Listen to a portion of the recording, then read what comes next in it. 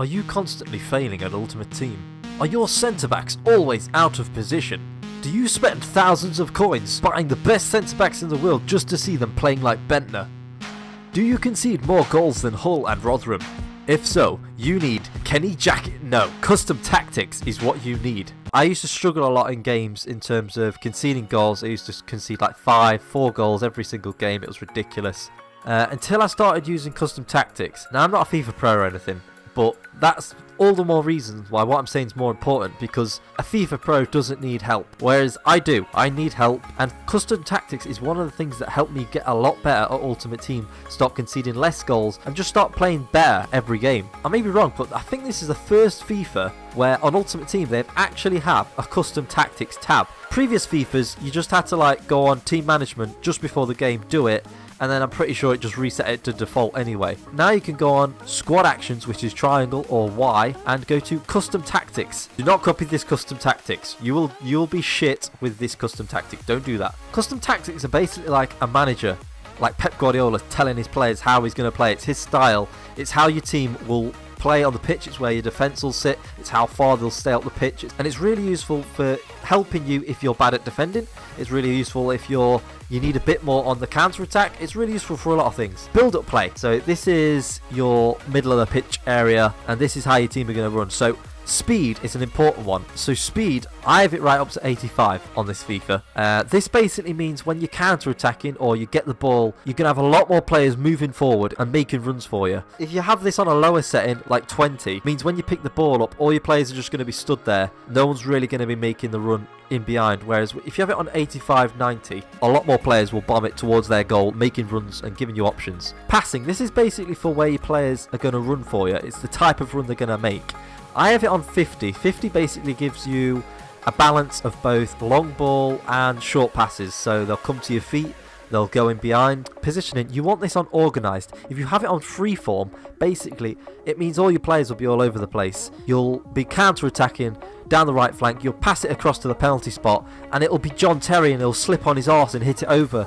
Passing, I like to have it on about 55. Again, this is you guys' runs, what kind of moves they're going to be making, but it's more to do with the final third. So again, you want a nice bit of balance. Crossing, this is how many players are going to be moving into the box for you. So when you have the ball on a wing or in near a crossing position, this is how many players are going to be making a run into the box to give you an option or to get on the end of a cross. And that's quite useful if you have a lot of players getting into the box. I like to have it on about 75, especially if you've got a tall striker. This is very useful, or a tall cam. Shoot in the final third. This basically means how many players will queue up to have a shot or get into the box while you've got it on the edge of the box to get a shot in themselves. You think, oh, I want loads of that. I'd like to have lots of players having shots. But it can actually be quite annoying if you've got too many players running into the box trying to get a shot away from themselves.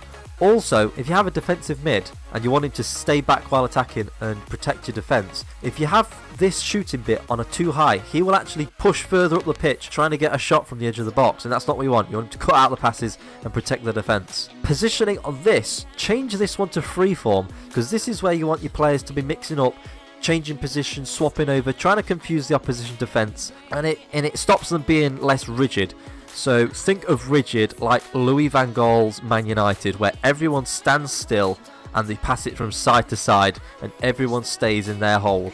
Defence, this is how we're going to stop all of those leaky goals. This is where we're going to strengthen that defence and tighten it up. Pressure, this is an important one. Without custom tactics, this is why these are so important. Without using these, sometimes this stuff can be set to crazy things. Mine's on like 75 when I've checked it before a game, if I didn't use custom tactics. And that means your defensive line is pushing up so high.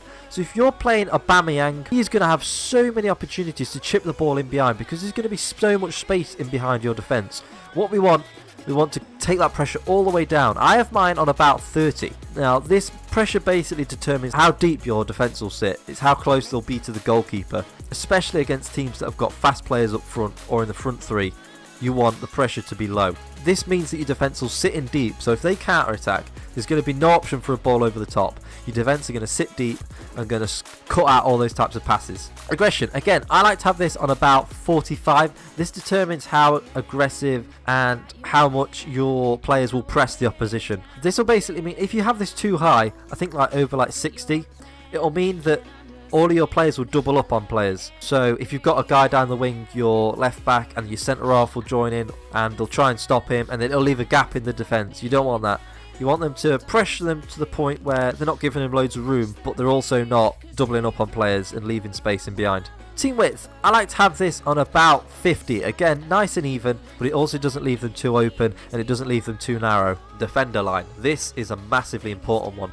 Never, I repeat, never have it on Offside Trap. This will end your life. If you have this on Offside Trap, your pants will be pulled down and large things will be inserted into you. If they pick up the ball, they'll be looking at Aubameyang and your defence will decide, let's step up and try and catch him out. And they'll miss completely and he'll run through and score a goal. Cover will just mean they'll sit back nice and tightly. They won't leave any gaps, they won't be stepping up ridiculously, and they'll give you a nice, beautiful, solid wall of defence. Now these custom tactics can be used with any formation. They're not specific to any certain formation like the one I'm using, 4-2-3-1. You can use them for any formation whatsoever. In addition to the custom tactics, you may all want to set player instructions. To keep a solid back line, you're going to want to set your stay back while attacking for your fullbacks. In Ultimate Team, you don't need these guys to attack. You just want them to sit back. Obviously the same for your centre-halves as well. Now depending on what formation you use, you're also going to want a defensive midfielder to sit in deep for you. And man mark, I like to have. So have him to stay back while attacking, man mark. And you can also have aggressive interceptions. Bear in mind though, this will knacker the shit out of your defensive mid. He has to have good stamina to keep up with this. Otherwise, you'll be bringing him off at like 50-60 minutes all the time. Then your wingers, you're going to want them on getting behind. This is going to give you the most attacking options, and it's going to make up for the fact that you've got no fullbacks. If you have a cam in your formation, have him set to free roam in anything like the 4-1-2-1-2 or the 4-2-3-1 like this formation. That just gives him the ability to go left, right, comes deep, gives passes out wide, runs down the flanks. It just gives him everything, and he's your playmaker, so just let him run free. With your striker, it totally depends on what kind of player he is. If he's quick, if you've got Jamie Vardy, obviously set him into getting behind, get him running past the defence.